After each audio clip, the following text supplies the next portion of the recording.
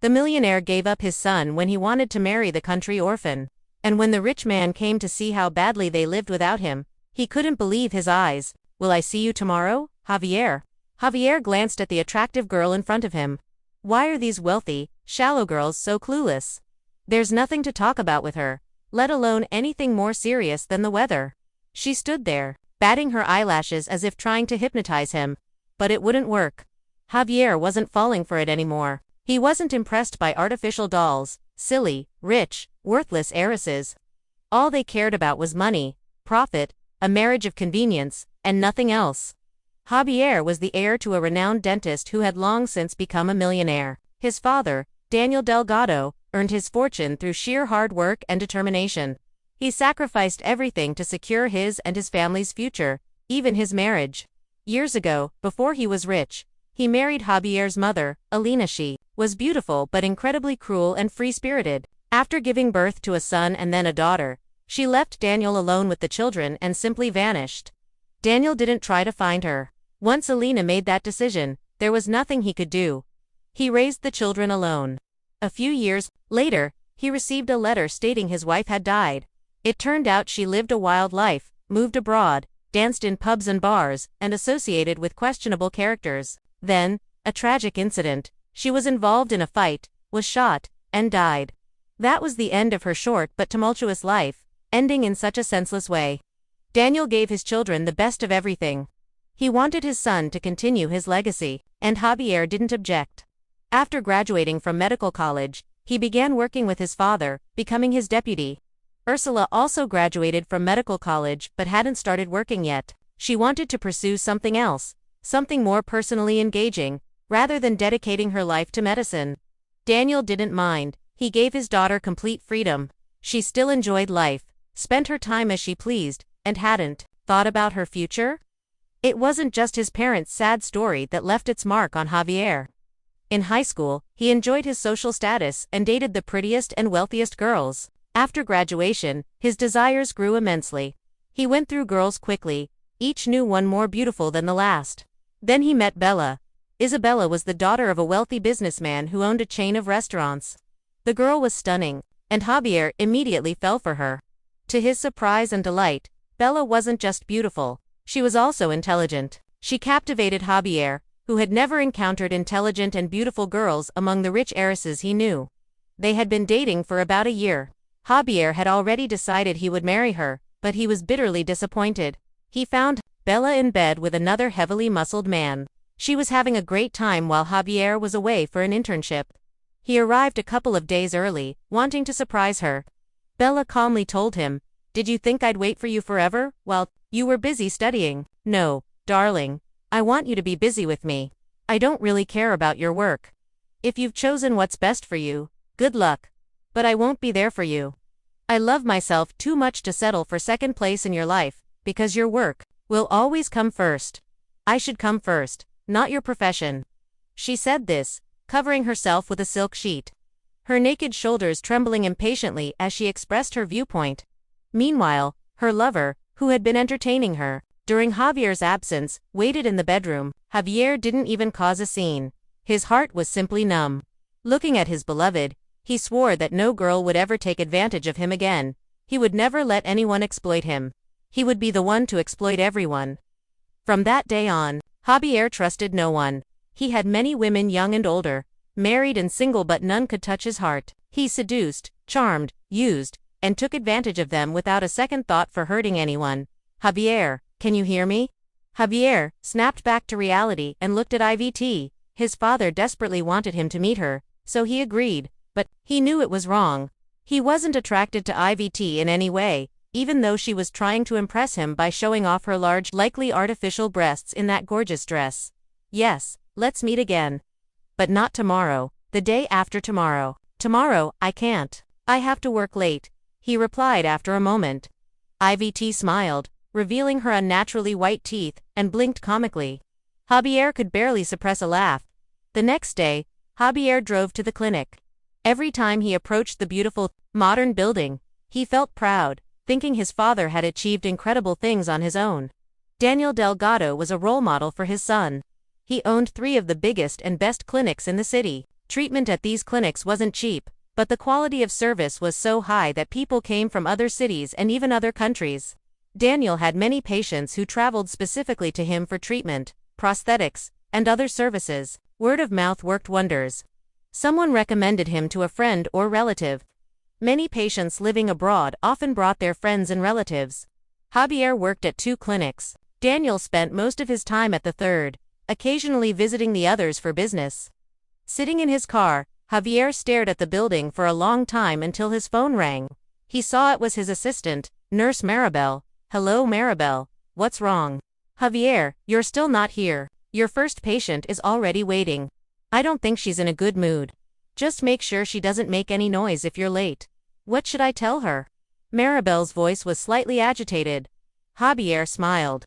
"Maribel, go to her, smile, and tell her the doctor will be there in 30 seconds. I'm already here. Please make me a coffee while I change."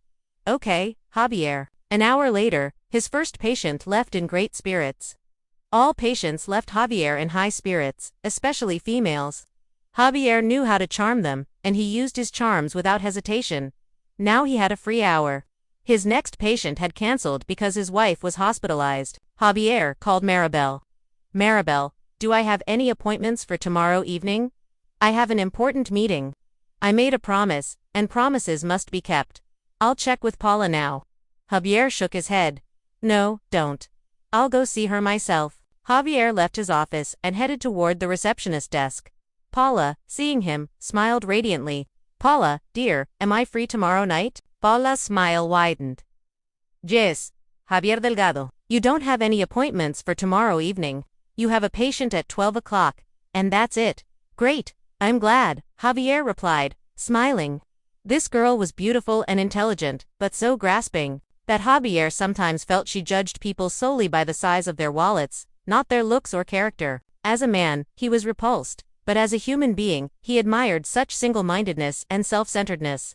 Paula said something to him, but he barely listened. He noticed movement to his left, and his keen, attentive gaze fixed on its source. The bathroom door opened, and the janitor stepped out. Except it wasn't their usual employee. It was a complete stranger. Javier had never seen her before. The girl was very thin. Her dark, almost black hair was braided into a tight plait. She wore the green medical uniform all staff wore in their clinic. So, she worked for them. But Javier didn't know her. Then the girl turned toward him. For a second, Javier's breath caught. She was incredibly beautiful. He would bet she hadn't had any plastic surgery. She had naturally plump lips, beautifully arched dark eyebrows, and long eyelashes. But her eyes were simply irresistible. Brown, almost black. They looked straight into the soul. Yet, her eyes expressed nothing. Maybe she was just simple-minded, but it seemed to Javier that she was simply controlling herself, trying to react to everything with cold composure. A patient walked into the clinic with a baby, a little girl. When the janitor saw the child, the corners of her lips quivered and her eyes softened, but she immediately composed herself and turned away, returning to the restroom, closing the door behind her. "Who is that?" Javier asked Paula. The receptionist frowned, glancing through a register book, then said, "It's probably Dr. Benito Carrasco's patient. She's just early. The doctor's not at work yet." "Who are you talking about?" Javier asked, bewildered. Paula looked at him in surprise. "About the patient with the baby." "And who are you talking about?" Javier waved his hand. "No, the cleaning girl. Who's that?" He nodded toward the restroom. "Oh, she's new. She's only been working for 3 days. Your father sent Julie. She was recruiting. Didn't you see her?" "Should I wash the toilet again at the end of the day or tomorrow?" the cleaning lady asked. Paula snarled angrily at the janitor, trying to show Javier that she was diligently performing her duties and keeping the clinic in order. "Are you out of your mind? Patients shouldn't see you here. Only as a last resort, if they need to clean up vomit or something. Why are you coming to me? All issues should be resolved over the phone. I told you there's a phone in the back. You can just call me. Don't show yourself here during the workday. Only call. Yesterday I told you to check the restroom every hour. Wash it and disinfect it. I understood everything. I'm sorry. It won't happen again." The girl turned pale, but the expression on her face didn't change. It was absolutely calm. She remained calm despite Paula scolding her in front of the chief. Javier looked at the girl. Intuitively, he sensed waves of anger coming from the cleaning lady. This surprised him greatly because her face was calm and expressed only obedience. Such iron restraint was certainly commendable. Do you even know how to say hello? The director, Javier Delgado, is standing in front of you, and this is how you behave. The janitor slowly turned around, and for a second, her eyes met Javier's. Javier felt strange, but the cleaning lady immediately lowered her gaze to the floor, so he didn't understand anything. Excuse me. Good morning, she greeted him. Go to work, Paula said sternly. The cleaning lady immediately left. Javier, looking at her straight back, asked the receptionist, what's her name? The cleaning lady. Angeles. I think yes. Angeles. Paula wanted to say something else, but then the clinic phone rang. She picked up the phone and said, hello. Politely. Angeles, Javier whispered softly, thoughtfully. He treated all his patients, and at the end of the day, he suddenly thought of the cleaning lady. He told his assistant to get her to clean the office. I'll get Helena now, Maribel replied. No, call the new girl, Angeles. Maribel looked at her boss in surprise but said nothing. A couple of minutes later, Angeles walked into the office. She glanced at Javier and immediately looked away. Angeles, please clean my office. The girl raised her eyebrows in surprise. But Helena cleans the offices. I think from now on, you will always clean my office. I will tell Paula about it. Don't worry. Work. I'll go out. I won't be in the way. Javier left the office, and Angeles looked after him in surprise. After a couple of minutes, she composed herself and got to work. Javier told Paula that Angeles would now be cleaning his office. The receptionist said nothing at first, but her face showed confusion. She had never criticized the chief or discussed his actions or orders. But now, the expression on her face gave her something to think about. Paula coughed and answered, this girl is still too inexperienced. She isn't qualified enough for this job. It's too early to let her work in the offices. She might drop something or mess it up. It's better if Helena cleans your office for now. Maybe in a couple of months, Angeles will be able to do such responsible work? I suggest we leave it as it is for now. Javier's face hardened, and he said sternly, I didn't know you were an expert in cleaning. Paula, maybe I should appoint you to this responsible position. I'm sure you will do it right. What you said made me doubt whether you were in the right position. Maybe I should assign you to the position of a janitor. Paula blushed. The chief had never spoken to her that way before. He had always been very friendly and even flirted with her a few times, and now he was spitting in her face because of some janitor. I'm sorry, I doubted your actions. It won't happen again. I'll do as you say. I'll tell Helena she won't be cleaning your office anymore. Everything will be done as you say. Javier's face remained cold, but he said in a more friendly way, yes, tell her and make a schedule for them, please. From now on, all the cleaning ladies will have to take turns cleaning the toilets. I think it's fair. In our clinic, we treat all employees equally, don't we? Paula turned pale. Never before had a boss interfered in the organization of the junior staff. Usually, Paula and Julie did whatever they saw fit. The chief was fine with that. What had changed now? Paula smiled sweetly, even though a hurricane was raging inside her. Whatever you say, Javier Delgado. Javier left, and Paula felt a grudge against Angeles. Javier has been acting strangely since this snake came in. It seems that she is the one to blame for the chief starting to change things around here. Well, okay. I'll show you who's in charge here. You little monster, Paula whispered quietly, thinking of Angeles. From that day on, the clinic's routine changed a little. Now all the janitors took turns keeping the toilets clean. No one liked that. But Paula explained that after the new employee came, the boss had decided that this would always be the case. She secretly told them it was probably Angeles's fault that Javier had changed the routine, but warned everyone that the girl was probably his girlfriend and therefore it was not a good idea to fight with her. However, they could easily boycott her. Who would blame them for anything serious if they simply ignored Angeles? No one. It's up to them who they communicate with and who they don't. She is going to regret she came here. Now, Angeles cleaned Javier's office every day. She didn't understand why there was such a change. They took turns cleaning the toilets. But what frightened her the most was that everyone stopped communicating with her, speaking to her only about work as if she had committed some terrible crime. She couldn't understand what was going on. But Angeles was used to considering herself an outcast. So, over time, she just stopped paying attention to it. Especially, there was something surprising that diverted her attention. Javier Delgado. Angeles noticed that the chief's attitude toward her was a little strange. He was too polite, smiling a lot. She saw the way he looked at her as she did her job. She felt that he didn't leave the office on purpose to watch her. At first, it worried and even frightened her, but then she got used to it. They began exchanging casual phrases, and he even made her laugh. Over time, Angeles began to notice that his gaze had changed.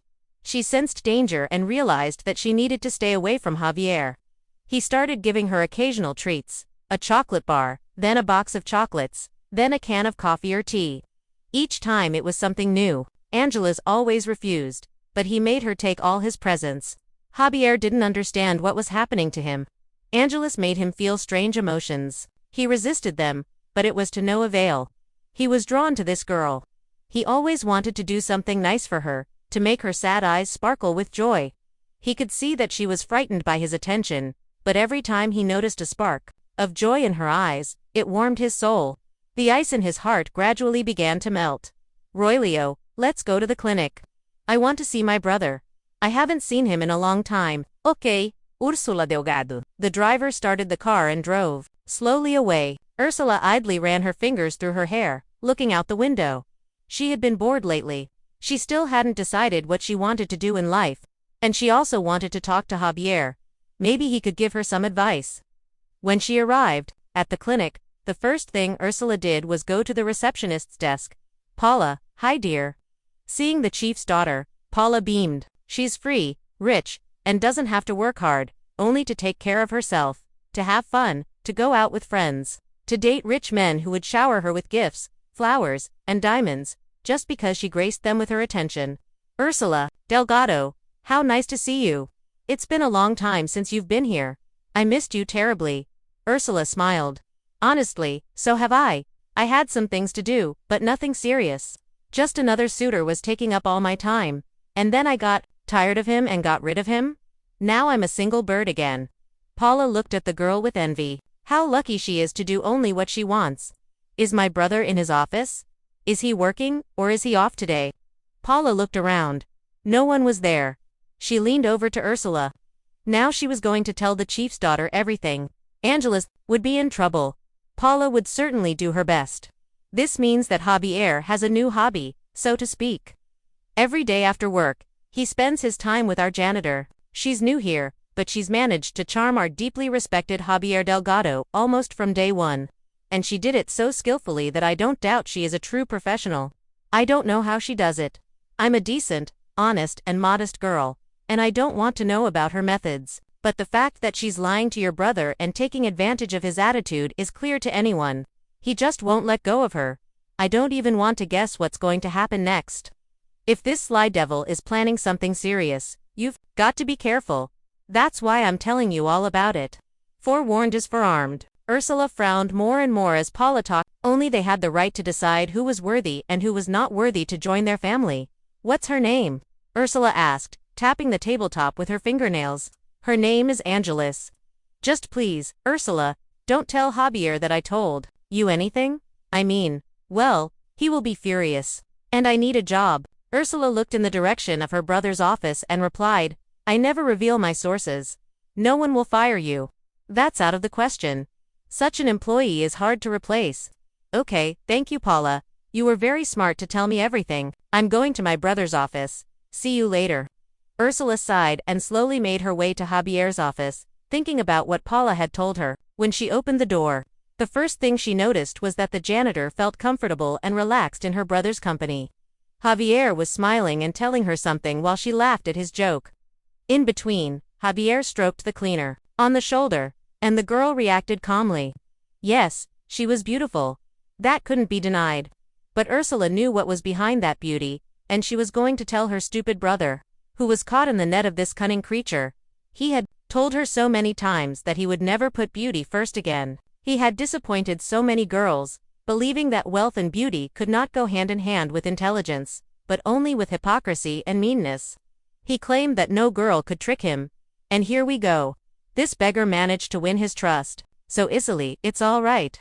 Ursula will take care of it now. When the couple noticed they weren't alone in the office, the situation changed dramatically. Angelus immediately stepped away from Javier and blushed. Javier became serious, but when he saw his sister, he smiled. "Ah, sister. Good to see you. What brings you here, my dear? Why didn't you call?" Ursula went into the office and sat in an armchair, crossing her leg over her leg. She deliberately looked only at Angelus, noting with satisfaction that Angelus was embarrassed by her gaze. "So, I was just passing by. Thought I'd stop by. Long time no see, Javier. I see you're doing great. I'm very happy." Javier smirked, glancing sideways at the janitor. "Yeah, I can't complain. I'm doing fine. What about you?" Ursula kept looking at Angelus. "Yes, she is really beautiful. We need to take action. Otherwise it will be too late." "I'm doing fine." Ursula had already forgotten that she wanted to talk to her brother about her life. She suddenly felt very important and needed. She realized that her brother's fate was now in her hands, and she must do everything she could to prevent any trouble that might come to their family. "Will you wait for me in the staff room? I still have some things to do. Some chores to finish," Javier responded. Ursula noticed that the janitor was dusting too slowly. Either she wanted to postpone her departure, or she was just sloppy and lazy. Looking at her brother, Ursula realized what chores he was talking about. He wanted to talk to the janitor some more. Then Ursula said, "I need to talk to you. It's very urgent and very important." Ursula looked at the janitor with a disdainful look and said with her usual arrogance, "Get out of here. You can finish when we leave." Quickly, Javier didn't have time to say anything before Angelus ran out of the office. Javier frowned and folded his arms across his chest. "Ursula, why are you so rude? It is not acceptable. Why are you embarrassing me in front of the staff? You are embarrassing yourself. Javier, how do you behave?" Ursula shouted at him. Javier raised an eyebrow, letting his sister know she was speaking inappropriately to him. Ursula composed herself. She stood up and walked over to her brother, then said quietly, "Javier, my beloved brother. Don't you understand what is going on here? What are you talking about, Ursula?" His sister shook her head reproachfully. "I'm talking about that girl, the janitor." Javier stopped frowning and smiled. He sighed, and answered his sister affectionately. "Sis, I know how this looks, but don't you worry, it's okay. Can't you see that I'm happy? I really am. I like this girl a lot. It's very different from what it used to be, I'm sure of it. She's not like everyone else. She's like a dream. I thought there was no such woman, but I was wrong. I'm incredibly glad I was wrong." Ursula looked at her brother, frightened. "Javier, are you out of your mind? That girl is a janitor. What could possibly attract you to her? She's a poor girl from a lower class. I know what people of that sort do. She looks kind and nice and naive, but she's not. You'll find that out in the end when it's too late. She's trying to seduce you, little brother. And I see she's very good at it. You're already caught in her trap. Get rid of her before it's too late. A little more time and you'll do whatever she wants you to do. She just wants you to marry her. Have you slept with her yet? Did you use condoms? Why am I asking, though it's no use. Even if you did, find a way to get pregnant, and there's nothing you can do. After that, you'll have to marry her. Brother, you're a fool.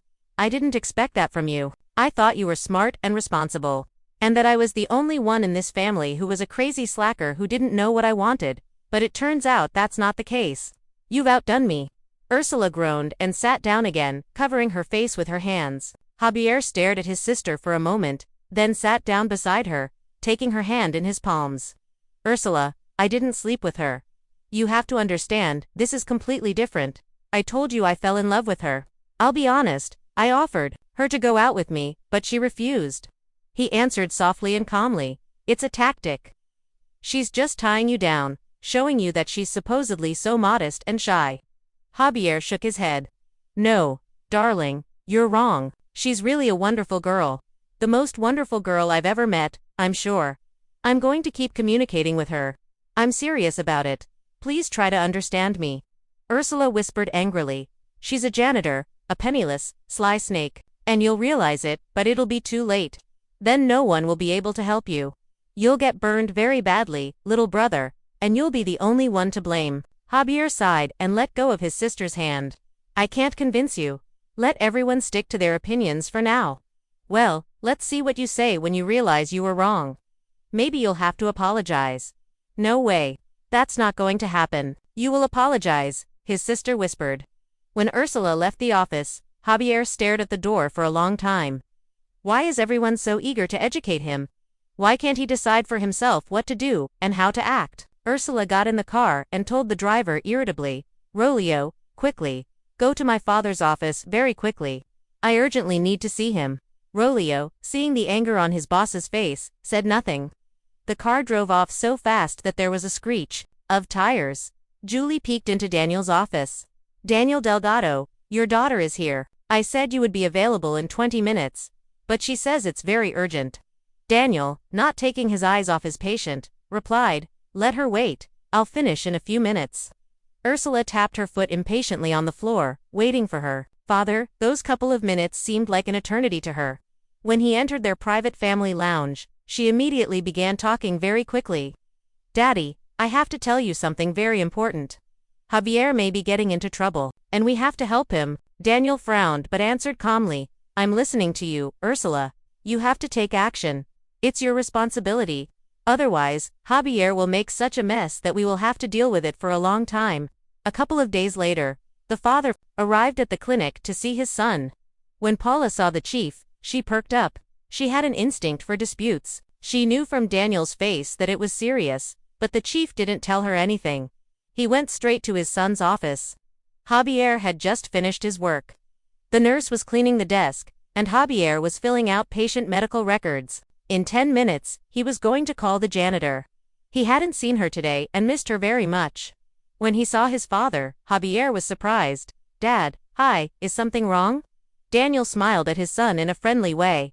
No, son. Everything is fine. I have something important to tell you.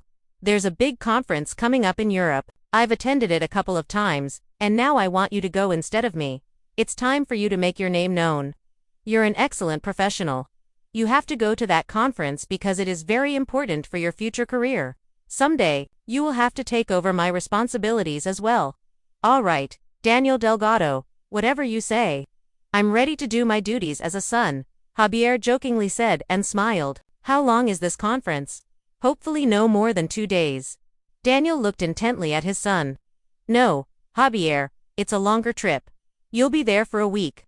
If there are patients who need urgent treatment, and from Julie, if there are any, that can be cancelled or rescheduled. Have Paula take care of it. The plane tickets are already booked. You leave tomorrow at 11 a.m. I am sorry to tell you so late, but there was an unfortunate organizational error. They did not inform us about the conference in advance. It's good that at least they called. Today anyway, contact Julie. She will tell you all the details, and Gustavo will bring everything you need. Javier frowned. Why was it so urgent? It all seemed so unusual. His father always knew everything in advance, and now he found out about the conference at the last minute. But Javier wasn't used to questioning his father. He respected him very much.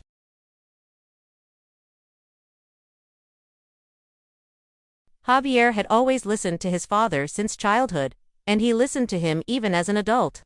If his father asked for something, Javier never refused, even if he didn't like something. Those were his principles and rules. Okay, Dad, I'm going home now to pack. I hope it will be a good and productive trip. Javier continued to fill in the electronic data on his laptop. And Daniel walked out of his son's office and, standing at the door, whispered, I'm sure it's going to be a very productive trip. It can't be otherwise. He stood there for a couple of seconds and then headed over to Paula to ask her for the file of the janitor, Angeles. 8 days later, Javier returned from the conference. He was a little tired. The endless lines of people, speaking different languages, wore Javier out. Even though he knew English perfectly, he lived in a Spanish-speaking country, and he wasn't used to speaking and listening in English all the time. By the end of the trip, he was even thinking in English. He thought the trip was very useful to him. After all, he needed to go abroad sometime so he wouldn't lose his skills. Perhaps he would come here soon with Angeles. Well, when he convinced her that they should be together. For the next 8 days, Javier thought about her all the time and missed her a lot. He also realized that he had fallen in love with this girl, even though there had been no intimacy between them. It was so strange and exciting. Javier felt that he had found his soulmate, the one he needed. and all he could think about was how to make Angelus believe that he was serious about her. He felt she liked him, but he could see how afraid she was of getting close to him. She didn't believe he had feelings for her, not just attraction. Maybe at first it was, but then things changed. Javier just wanted to be with her. He didn't care that this girl was penniless, that she was just a janitor, that people in his circle would judge him, or what his sister said about the girl. He didn't care about any of it because he knew that none of it mattered. All that mattered to him was that he loved her and he wanted her to be with him. When Javier arrived home, he got an unpleasant surprise. He went to work the next day. "Welcome back, Javier Delgado. You're early today. You have your first patient scheduled for 9 o'clock in the morning, and it's only 8 o'clock. The look on Paula's face was strange as she greeted him, but Javier paid no attention to it. He wanted to see Angelus too much. He wanted to spend that extra hour with her. He didn't care what Paula thought. He had too much to say to Angelus. He needed to tell her everything. She had to believe him and agree with him. "Send Angelus to my office," Javier said, and headed for his office. But he was stopped by Paula's solemn voice. "Excuse me, Javier, but Angelus no longer works here." Javier stood still. He turned around slowly. Paula saw his pale, shocked face and felt an inner jubilation. "What does that mean? What do you mean by no longer works here? Why did something happen to her?" Paula smiled sweetly and answered, enunciating each word. "She was fired a week ago." Javier walked swiftly to the receptionist desk, walked around it, leaned toward Paula, and asked menacingly, "Who fired her?" Paula was slightly frightened by this pressure and muttered in shock, "Your father." "She was fired by Daniel Delgado." Javier stared at Paula for about a minute. She swallowed a lump in her throat but was afraid to say anything more. Finally, Javier realized what had really happened. "Ursula, devil." He muttered and slammed his fist down on the table with all his might. Paula shrieked and shrank back, her eyes wide. Javier turned and headed for the exit. When Paula realized he was leaving, she shouted, "Javier Delgado, you have a patient at 9 o'clock. I'm leaving, I have an urgent case. Do whatever you want, make it up, that's part of your job." He shouted as he went outside. Soon, Javier was at his father's office. Daniel had a patient sitting in his chair, but Javier paid no attention. "I need to talk to you right away, Dad." "Son, you're back already."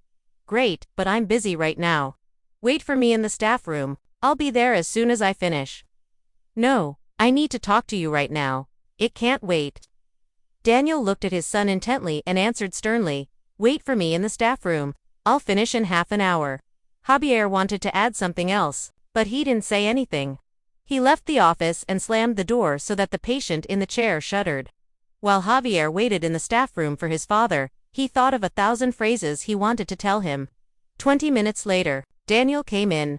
He quietly closed the door and said to his son, "You are my son, but you have no right to act like this. Think about what you're doing. You're a grown man. You break into my office, scare the patient, and embarrass me. What the hell are you doing?"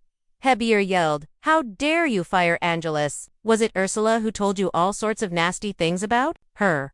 "I'm sure it was her. I'm sure she did it." Daniel sat down on the sofa and looked at his son. "What do you want to hear from me?" "The truth. I want to hear the truth." Daniel sighed and answered, "The truth. Do you want to hear the truth? Well, you will.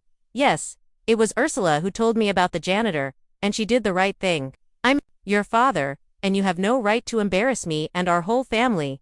You almost got involved with that girl. She's not right for you.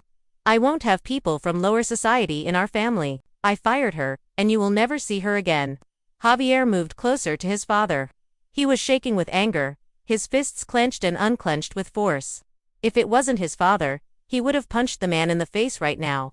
"How dare you interfere in my life? I had feelings for this girl. I love her. I have serious intentions for her. You can't change that. Javier, don't be silly. This girl was so sly that she almost deceived you. You almost got yourself in trouble. I am very glad that Ursula told me everything in time, and I was able to prevent trouble, and there's nothing more to talk about." Javier looked at his father, and couldn't believe that this man had raised him. "Why are you doing this to me? I love this girl. Do you understand? And you're ruining my life? I'm an adult. I am capable of making my own decisions. No one has the right to interfere in my life, neither you nor Ursula. You are my son. I will interfere in your life as long as you make gross mistakes. I introduced you to a beautiful girl. She belongs to a good family. She's the perfect match for you. So, you should be in love with her. And this beggar is not right for you. She only has one thing on her mind. She wants to get into our family. And you got caught in her trap. It was only now that Javier realized why his father had sent him to that conference. He just wanted to keep Javier away. He fired Angeles while Javier was away so that he couldn't do anything. Good plan. Javier didn't suspect anything. Ursula and his father arranged and did the dirty work behind his back. And it was Javier and that poor girl who suffered. Javier wasn't going to leave it as it was. He had to fix it. Yes, he had to go against his father. So that's the way it had to be. He had to prove that he was an adult, independent, and could make his own decisions. No one had the right to dictate how he should live his life. You made a big mistake, Daddy, and I'm not going to tolerate it. I'm going to fix it. If I have to cut off communication with my family, I will. I love this girl, and I want to be with her. You can't change that, and you can't stop me, Javier said. Daniel smirked and answered, we'll see. You'll understand. We did it all for you. When the time comes, I won't even ask for an apology. All I need is that you just admit I was right. Javier walked right up to his father and said, that will never happen because I know that I am right. He walked away.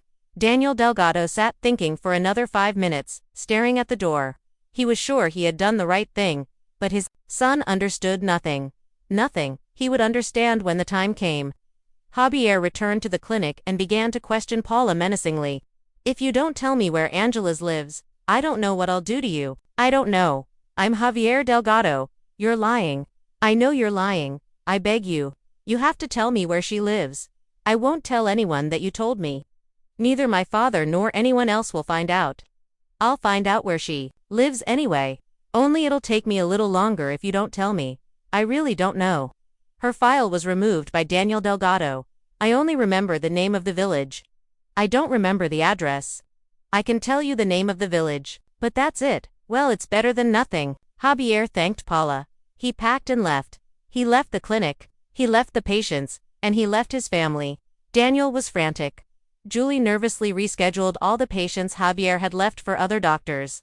No one understood anything.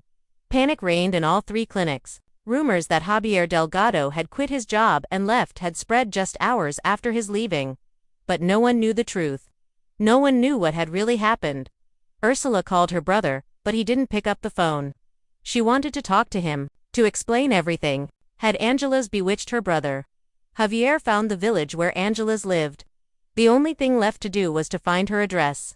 The village wasn't very big, and Javier decided to just go from house to house, trying to find the girl. So, did people look at him like he was crazy? No one understood why a well-dressed man who looked very decent and educated was looking for a country girl. Javier was lucky. It didn't take him long to find Angeles. He came to the house where the girl's old friend lived, and she told him the correct address. She wanted to add something else, but Javier was no longer listening.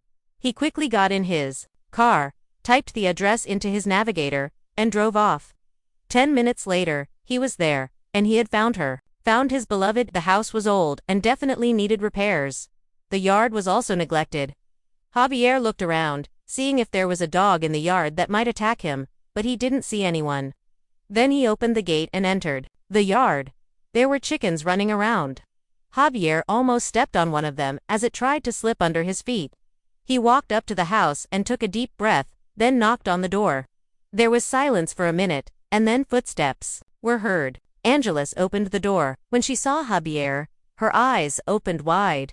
Javier, Javier, Javier, Delgado, what are you doing here? Angeles, I was looking for you. I'm sorry about what happened. I didn't know. Please believe me, I didn't know. Javier Delgado, you can't be here. You have to leave now. I'll be in big trouble if anyone finds out you were here.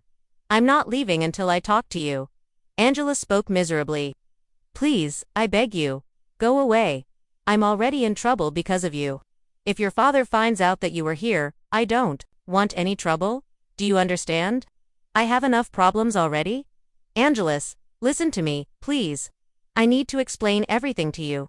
Everything has already been explained to me in detail, Angeles said gloomily. Judging by your tone, they didn't tell you the truth.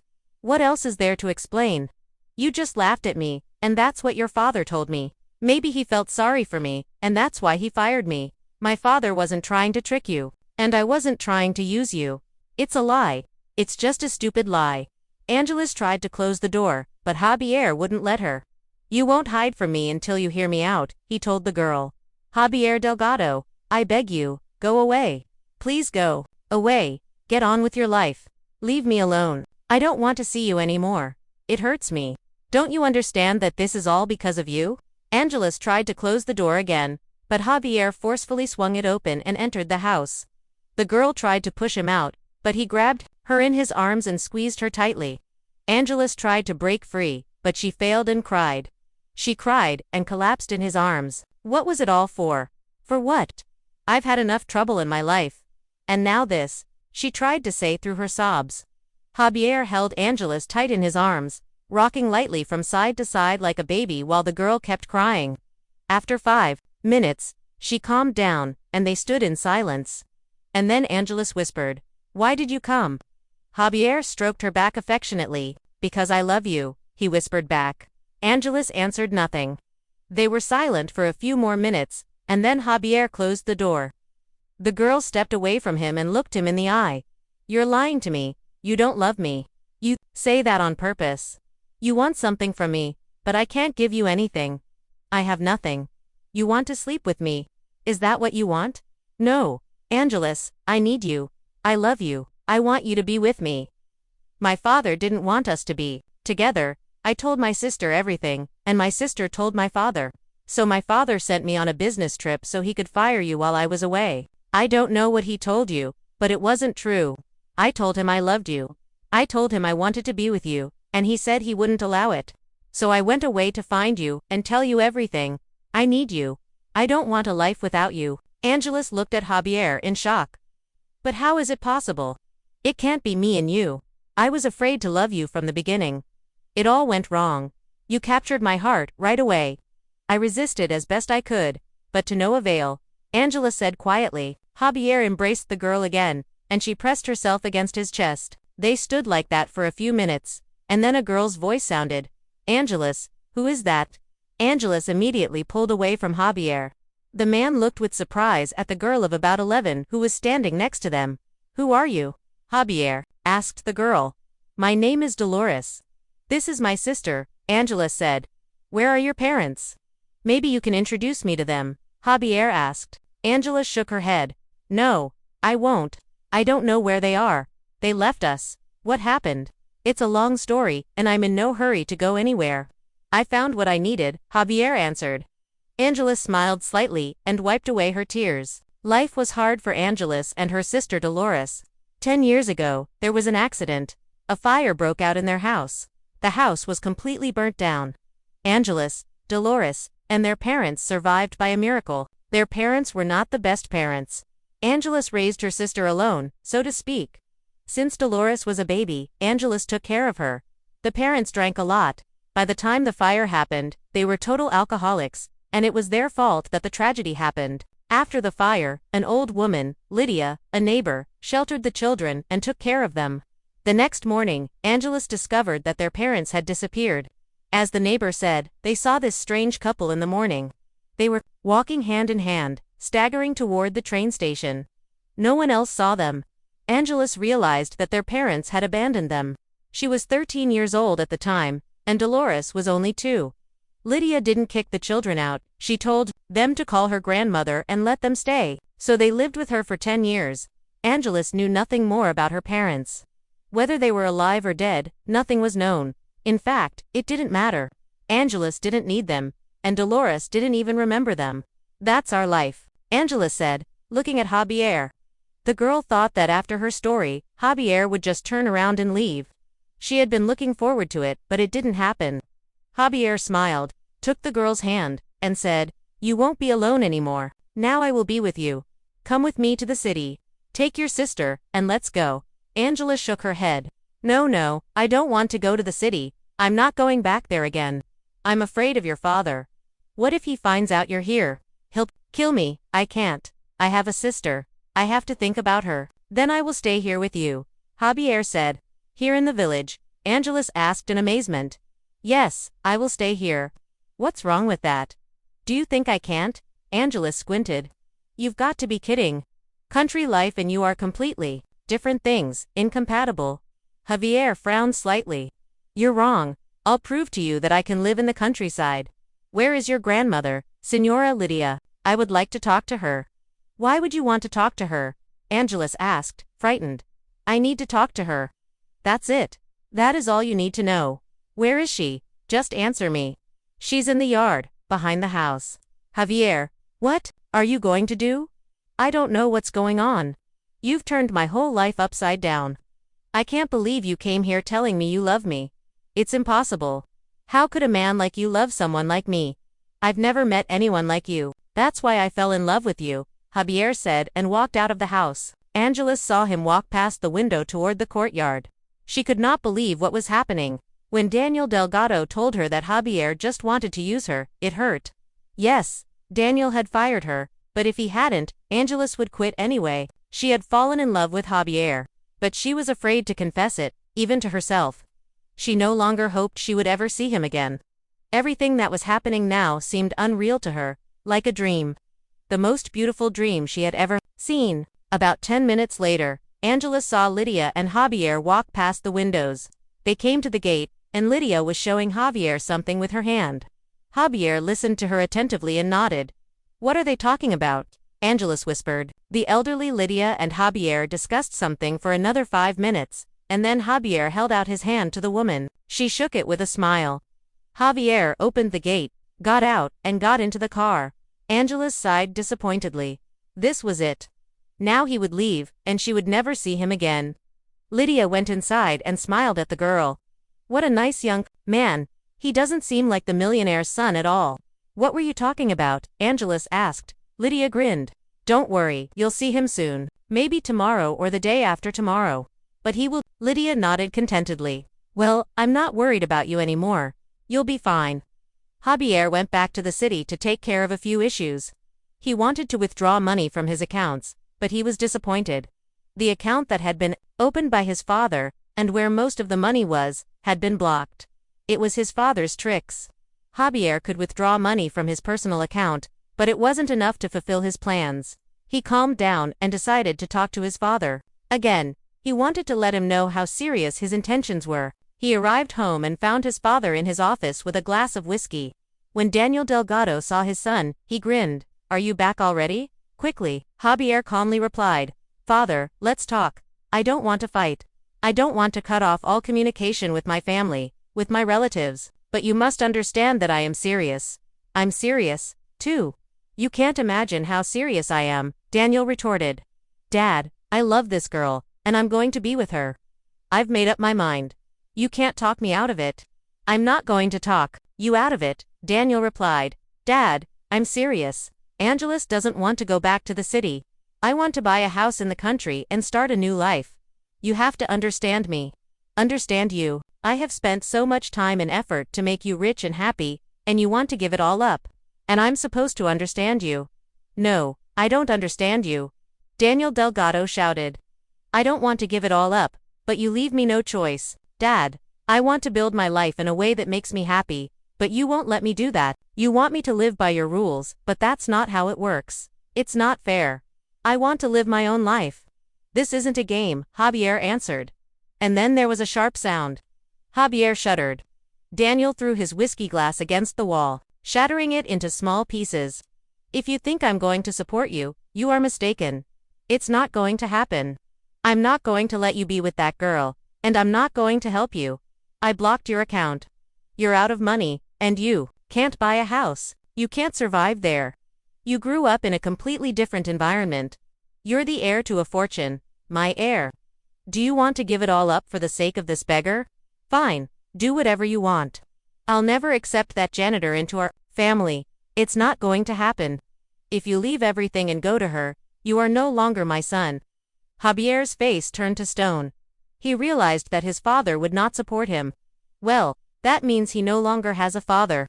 Okay, whatever, you say so. I'm an orphan now. Javier turned around and walked toward the exit of the office. You're going to regret this. You won't be able to survive there. You're a professional, a talented doctor. You need to work. You don't know how to do anything else but treat people. How will you live? What are you going to do for a living? How are you going to support this beggar? In a couple of months, you'll come crawling to me on your knees, apologizing. You'll see. That's how it will be. Javier stopped at the door, but he didn't even turn to his father. It will never happen, you'll see. He opened the door and went out. Daniel Delgado covered his face with his hands and roared with helplessness. Javier got in his car, took his cell phone, and dialed his best friend's number. As soon as he answered the phone, Javier said, "Damien, I really need your help. I can only count on you. No one else can help me." 2 days later, Javier returned to Angela's in the countryside. The girl saw his car stop on the side of the road. She got out of the house and ran to the gate. Javier walked up to her and said, "I bought a house 3 houses away from here. I want you to move in with me. Now I'm a villager, not a millionaire, and I need your help. I don't know what to do next, but I know that I need you. I feel like, if we're together, we can make it work. Bought a house. I can't move in. You and I are strangers. I love you, and I want you to marry me." "Then we won't be strangers," Javier replied. "What about Lydia? I can't leave her. We've lived together for so many years. She's all alone." Javier shrugged his shoulders. "She won't be alone. We're just around the corner. We'll help her. Will you teach me? I only know how to treat people. I'm a dentist. I don't know what country life is like, and I really hope you can tell me all about it." Angela shook her head in shock. "You're just crazy." Javier smiled. "Maybe, but now I feel more alive and real than ever, as if I hadn't lived before. Maybe I'm just starting to live. It scares me, but I like it, and I think it's going to work out. Just stay with me. I can't handle it alone." Angela smiled but remained silent. Angeles and Dolores moved in with Javier. Javier's friend loaned him the missing money, and Javier was able to buy a house. The house was in good condition. Angela said the house had been for sale for a long time, but it was too expensive for the locals. A couple from up north had lived here before. They bought the house and used it as a summer cottage, but then they didn't need it anymore and decided to sell it. Now Javier, Angeles, and Dolores lived here. A month later, Angeles and Javier got married. There was no fancy wedding. There was only a family celebration with only Javier, Angeles, Dolores, and Lydia present. Javier was happy. His beloved was with him. She was teaching him rural life. First, they bought chickens, then pigs, and then they got a cow. Javier didn't know how to do anything, but he got to know his neighbors. Carla and Cuno were good neighbors. They were a little older than Javier and were very surprised that Javier had traded city life for country life. They were very helpful to Javier and Angeles. Cuno told Javier what to do with the pigs, how to take care of the cow, and how to handle the chickens.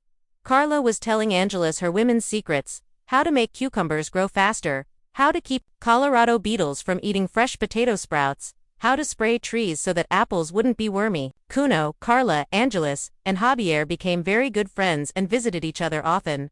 6 months passed. Javier had already settled down in the countryside. They had a lot of livestock. They started selling milk and eggs and breeding rabbits. The neighbor Cuno would butcher them for a modest fee, and Javier and Angeles would sell the meat. Carla taught Angeles to sew. The girl was very good at it. Carla spread the word throughout the village that Angeles was an excellent seamstress, and soon the girl began to receive orders. At first, she was worried that she wouldn't make it, but after a few weeks, she felt confident. After another month, Angeles suddenly fainted. It's a good thing Javier was nearby, managing to pick his wife up as she fell. In a panic, Javier was ready to go to the city hospital, but Angela said with a smile, "Honey, I don't need any hospital." "What do you mean you don't need? You fainted, you're sick. You need to go to the hospital. You need to be examined." Angela shook her head and smiled. "No, my love. I'm fine. I'm just pregnant." Javier was shocked. "Pregnant? Are you pregnant?" Angeles nodded. Javier stared at his wife in shock for a couple of seconds, and then he picked her up in his arms and whirled her around the room. "We are going to have a baby. God, what a joy. We're having a baby. How long have you known?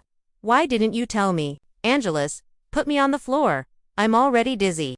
I'm about to vomit. A couple of days ago, I began to suspect this. I had symptoms, but I was doubtful, and now I'm sure it's not just symptoms. I'm definitely pregnant." Javier hugged his wife tightly and squeezed his eyes shut. He didn't regret changing his life more than 6 months ago. He was truly happy now. Daniel Delgado looked out the window. He watched the passing cars with a frown on his face. A year ago, his life had changed forever. His son left. He left everything, his career, his family, his home, everything for some penniless janitor, and he never came back home. Even though Daniel thought it would happen very quickly, Daniel thought about his son all the time. A few days ago, he couldn't take it anymore. He hired a man to find out how his son was living, and a couple of hours ago, he received a full report. Daniel learned that his son had gotten married and that Angeles was pregnant, and he would soon be a grandfather. He was about to become a grandfather, and he couldn't even congratulate his son. So, how could this happen in his family? His son met some country beggar and gave up his career for this girl without any doubts. What was so special about her that Daniel Delgado didn't see? Was his son right? Judging by the fact that they had been living together for more than a year, this girl was decent and modest. She didn't need their money. Daniel had been wrong and now realized his mistake. He listened to his daughter at the time. It was only now that he realized he shouldn't have done it. They had ruined everything. His son could cope with his life on his own. The door to the office opened, and Ursula walked in. "Did you call me, Dad?" "Yes, dear, I did. I have something serious to talk to you about. I found out something now, and I want to tell you about it." Daniel told his daughter everything he had learned from the detective. Ursula didn't say a word. She looked at her father in silence. She turned more and more pale with each word. When her father stopped talking, he held out a folder to her. She opened it and looked at the pictures the detective had taken. Tears came to her eyes. She sighed and closed her eyes. "He's happy. It's unbelievable. But he is really happy," she said quietly. Father nodded. "Yes, he is happy. I didn't know it would be like this, Dad. I thought I was right, that I was doing the right thing.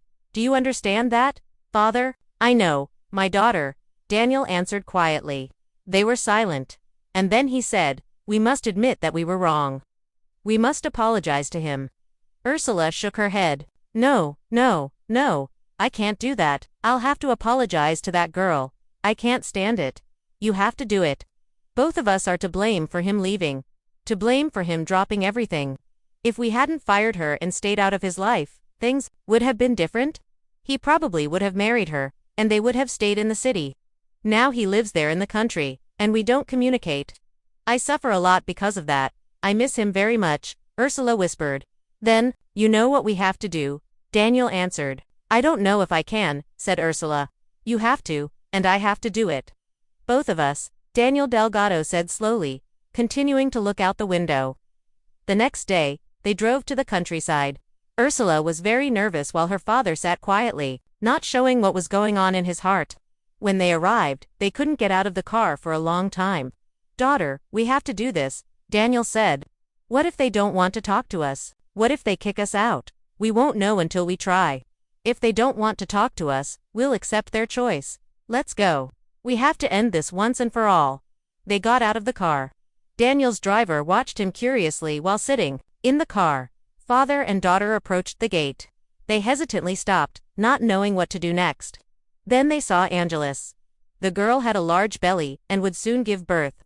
She was walking along the yard with a basket in her hands, smiling and muttering something to herself, stroking her large belly, and then she saw them. Angeles stopped abruptly and looked at them fearfully. Daniel and Ursula looked silently at Javier's wife. Angeles shook her head slightly. Javier, come here, she shouted, not taking her eyes off the uninvited guests. A minute later, Javier came out of the house. Are you okay? You screamed so loud. Is everything all right? He asked excitedly, and then he saw his father and sister. He hurriedly walked over to his wife and took Angeles by the hand. They stood looking at each other for about a minute. And then Javier sighed and let go of Angeles's hand. He looked at his wife and whispered, Stay here. I'll go to them and find out what they need. Just don't worry. It's okay, Javier. Everything will be all right. I don't depend on anybody. They won't do anything to us anymore. No one will hurt you, my love, I promise. Stay here. Angeles nodded, and Javier walked to the gate. Hello, Javier. We wanted to talk to you and your wife if you let us, Daniel said quietly. Ursula looked at her brother in amazement. He looked so strange, and the expression on his face was very unusual. After a moment, Ursula realized that she would like to look like that herself. Happy, satisfied with life and destiny. Javier looked that way. She wanted that too, but she still couldn't find her place in life. Javier was quiet, and then he said, "You made it clear to me that I am no longer your son.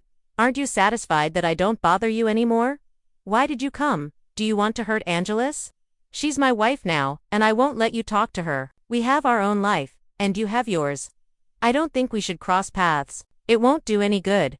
Please don't disturb my wife. She and the baby need to be at peace. The countryside does not provide the same medical care as the city. If she gets nervous, she might go into premature labor. The paramedic warned us that we must avoid unnecessary stress. I think you'd better go. I won't let you bully me and my wife. Son, please listen to us. We've come to talk and apologize to you," Daniel said. "Apologize?" Javier asked incredulously. He looked at his sister, who stood silent, and looked at her brother guilty. She nodded, looking Javier in the eye. "Forgive me, Javier, I was stupid and arrogant. I didn't know it would work out that way. I thought I was protecting you, that it would be better this way." Javier shook his head in reproach. "How could you think it would be better for me when you can't even handle your own life? You don't even know what you want, but you think you have the right to decide how I should live my life. Ursula, it's time for you to grow up and take responsibility for your actions." "I'm ready to take responsibility for my actions now," Ursula said. "Do we have company? I should put 2 extra plates on the table, right? Would you like to dine with us?" Javier heard his wife's voice behind him. The girl heard the whole conversation and came closer. Ursula swallowed before she spoke. "I'm sorry, Angelus. I want to apologize for everything I've done, everything I've said about you. I'm really sorry for the way things turned out." "I'm not sorry. It's probably for the best. Maybe things would be different if I had stayed in the city and worked as a janitor, and maybe I wouldn't have been so happy. But now everything is wonderful," Angelus answered. They were silent, and then Angelus said, "Well, don't just stand there. Come inside." Daniel let the driver go, and said he would call when it was time to pick them up. An hour later, when Angelus and Javier had fed their guests, the father began the conversation. "Javier and Angelus, we apologize. We were wrong, and we are truly sorry that we hurt you. Javier, I miss you very much. I realized that I was a fool. I always wanted my children to be happy, but I didn't realize that you could take care of your own happiness, and I'm glad you didn't listen to me. I see that you have become a real man. I'm proud of you, and I really want us to become a real family. Angelus is now part of our family too, and you will have a child, my grandson, and I am incredibly happy about that. I really want us to communicate as very close and dear people from now on. Please move into the city, Javier. You have to work. Again, you are such a talented doctor. It's a real crime for you to quit your job. I won't interfere in your life anymore. You have a family that will soon be bigger. I want us to never fight or quarrel again. I want us to be there for each other always." Javier looked at his father in amazement. He had never seen him like this before, so sincere. Javier looked at Angelus. She sat silently thinking, and stroked her big belly. "What do you think of that?" He turned to his wife. Angelus looked at him, confused. "This is your family. I never had a real family. My parents abandoned us. They probably never loved me and Lola since they didn't need us." "Who is Lola?" Ursula asked. Angelus looked at her. "That's my sister. She is now visiting her grandmother, our non-biological grandmother, who sheltered and raised us." Ursula blushed. Then, Angelus continued, "I look at you and I realize that I would give anything to have a family like that, and I want to believe that we can be a real family. Well, if that's what you want, I hope you do want it. I'm not mad at you, and I think we should forget all the bad things that happened between us. That would be the right thing to do. I want to keep in touch with you. I want our child to have a real grandfather. I just don't want to move to the city yet. We are very happy here. We can stay here and maybe move to the city because of the baby, but not right now. My soul demands to stay here. If you want, you can come and visit us any time. You are always welcome. I would very much like to have a grown-up sister, Ursula. I think you are a good girl. We all make mistakes, but that doesn't mean we're bad people. The most important thing is that we admit them. Then we can look each other in the eye with a clear conscience." Daniel looked at Angelus.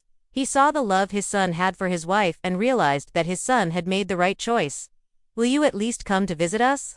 Daniel asked his son and his wife. Javier took Angelus by the hand and smiled. Of course, Dad. We would be happy to come and visit you. Half an hour later, they saw their guests off. Daniel hugged his son tightly several times and then hugged Angelus, whispering in her ear, "You are a wonderful and wise girl. I am incredibly happy that you have become my son's wife. I couldn't have picked a better match for him. Thank you." When Daniel and Ursula got into the car, they breathed a sigh of relief. Everything went well though, didn't it? Daniel asked, taking his daughter. Everything went perfectly, Dad, just fine. Ursula smiled. Angelus and Javier stood at the gate for a long time. Javier hugged his wife, and Angela smiled. What do you think will happen next? She asked. Angela sighed. I don't know what will happen next, but I'm sure of one thing. Everything will be fine. Right, honey? Javier kissed her and answered, Yes, my love, we're going to be fine. Daniel Delgado and Ursula often came to the village. Ursula and Angelus became friends. Javier's sister often stayed at their house overnight. When Javier and Angelus had a son, Ursula even moved in with them temporarily to help with the baby. She did this sincerely and with pleasure. Walking around the yard with a stroller, Ursula realized that she had never been happier. The old life and silly worries seemed so far away, as if they had never happened to her. Ursula realized that there was no one closer than family. Now she dreamed of just being happy, of finding a man who would love her the way Javier loved his beloved Angelus. Now it was her most cherished dream. Ursula knew that her father would support her. Even if she wanted to change her life the way Javier had changed it, everything would be very different for them now. Thanks for watching.